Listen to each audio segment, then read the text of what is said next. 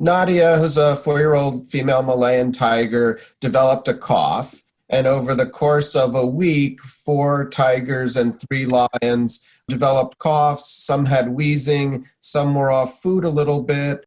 I'm Julie Pace, Washington Bureau Chief for the Associated Press. And this is Ground Game. The coronavirus pandemic ranks among one of the most consequential stories ever covered by the Associated Press in its 170-year history. Here to take you inside the outbreak is AP's Ralph Russo.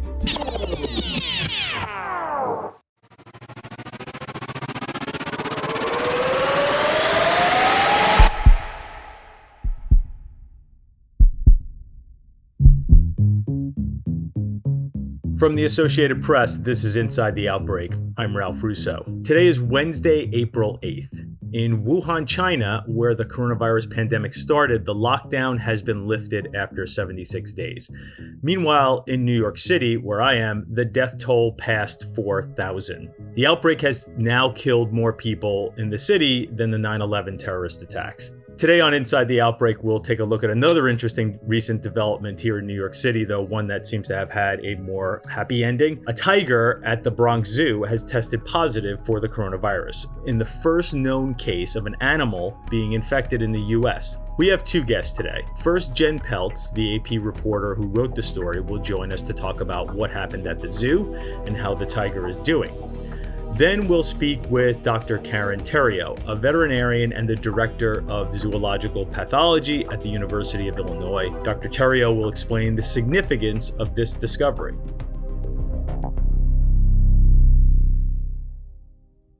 Joining me first on the podcast is AP reporter Jen Peltz, who is based in New York. Jen, thanks for joining me, and I hope you and your family are healthy and safe.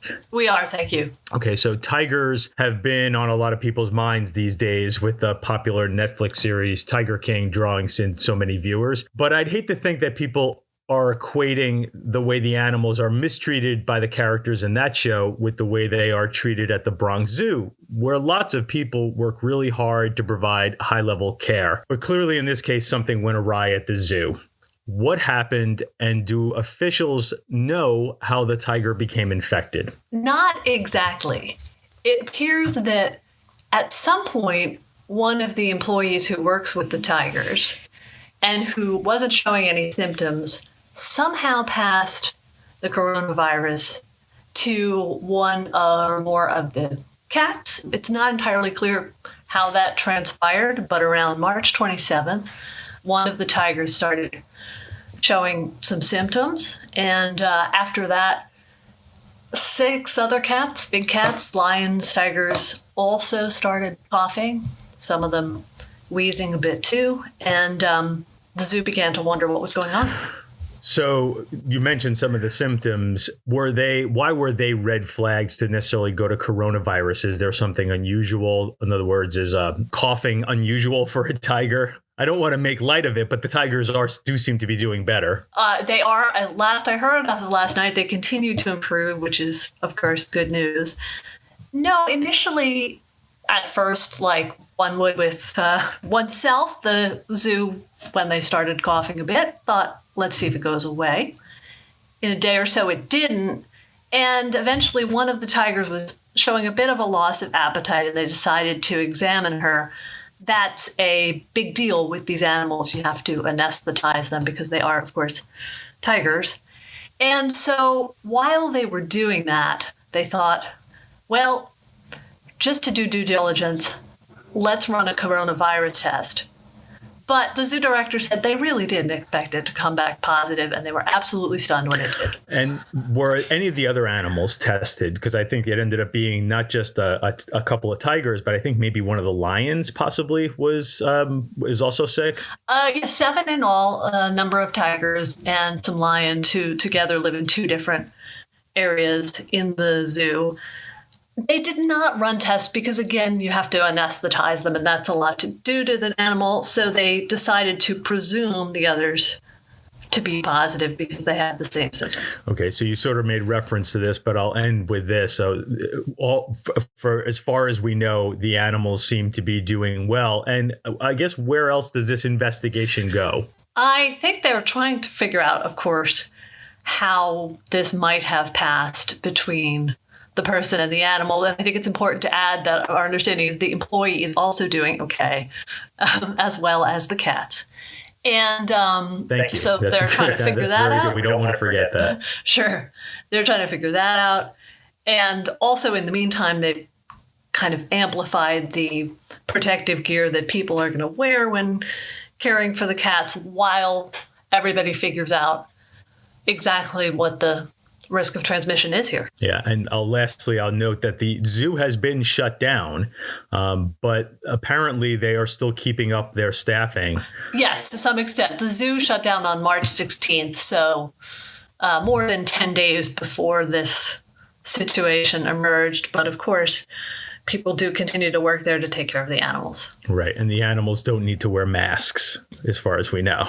I don't think they need to, and I don't think it would be a lot of fun to try to put a mask on a tiger. There you go. Okay. So, in a story that's had so much bad news, I think ultimately there's mostly good news coming out of the end of this story with the tiger and the people involved.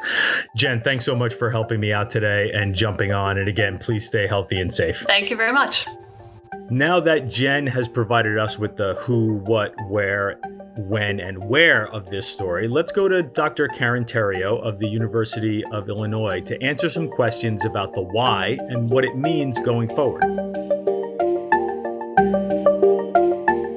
Joining me now is Dr. Karen Terio, who is the chief of the Zoological Pathology Program at the University of Illinois.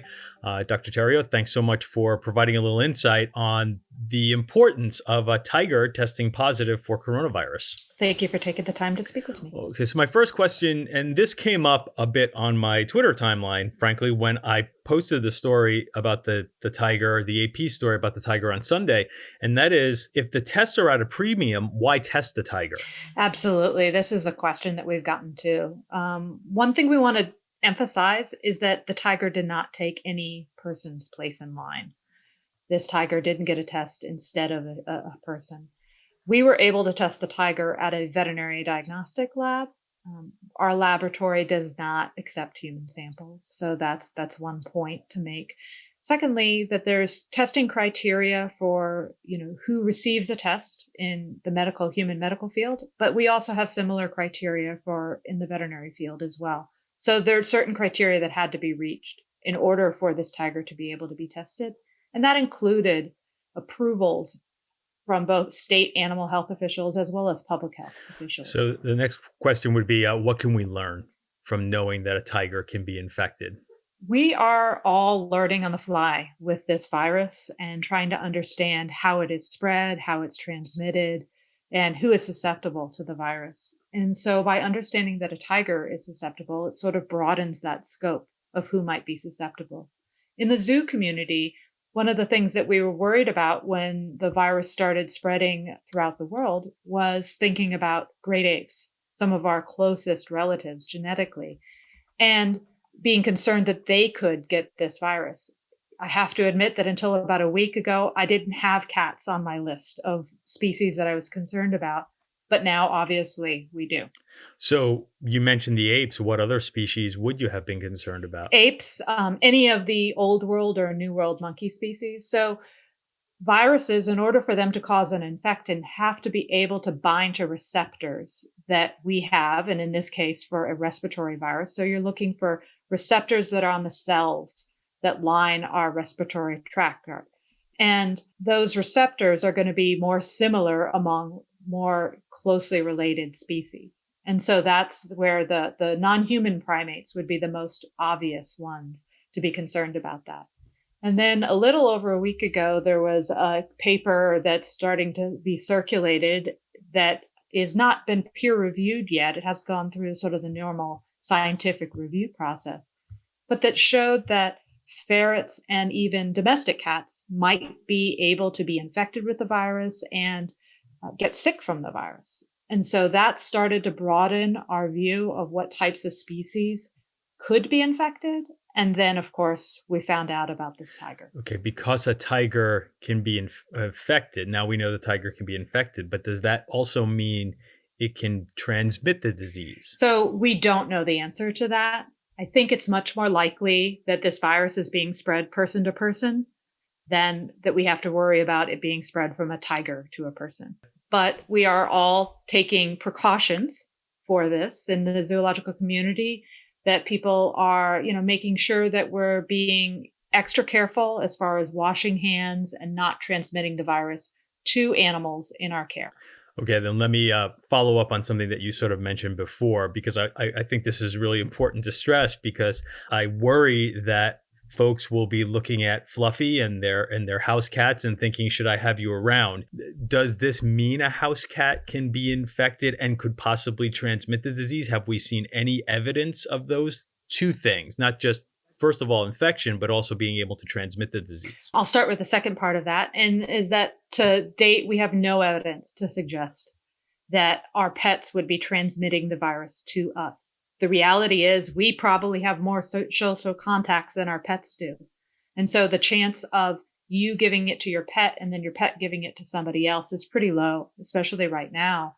And so I think it's much, much more likely that it's person to person spread. And again, we have no evidence of the spread of this virus from pets to their owner. To the first part of your question about whether or not our pets could be infected from us, there is some evidence of individual cases in other countries so far of pets becoming sick or becoming infected with the virus, and that their owners had the virus themselves as well. And so I think that's one of the concerns right now. And currently the CDC has revised recommendations, as well as the USDA, so that if you are infected with this virus, the suggestion is to try to find somebody else to help you take care of your pets. Try to social distance, not just with other people, but also then with your pets, which I know is a really hard thing for people to hear, because at a scary time, your pets can provide so much comfort to you. But for their safety and their health, that's been the recommendation. So my last question for you, as far as the tiger being sick and testing positive, is there anything that could be gleaned from that could possibly help find a treatment for this coronavirus, for COVID-19, possibly find a vaccine for this coronavirus? There's so much research that's going on. All of it together is going to help us get to that point of finding the best treatment and the best vaccine. Will this tiger provide the clue? I don't know the answer to that, but we're trying to learn as much as possible from this case and trying to understand as much as possible that we can about how this virus is spread and how different species can be infected. And hopefully that information will contribute to the big picture that everybody's trying to learn about the virus, which will hopefully lead to improved treatments, improved ways for us to try to prevent and the spread of this virus, so that we can both benefit humans and animals. Dr. Karen Terio is the chief of the Zoological Pathology Program at the University of Illinois. Dr. Terio, thank you so much for doing this today and providing some insight. Please stay safe and stay healthy. You too. Thank you very much. That's it for this episode of Ground Game. We'll be here every step of the way during this extraordinary moment in American politics and American life, giving you all the news you need to know. Be sure to tell a friend about us, and please subscribe on Apple Podcasts and leave us a review. Some of the details of our discussion may have changed by the time you hear this. For up-to-date developments on all of your news, head over to apnews.com.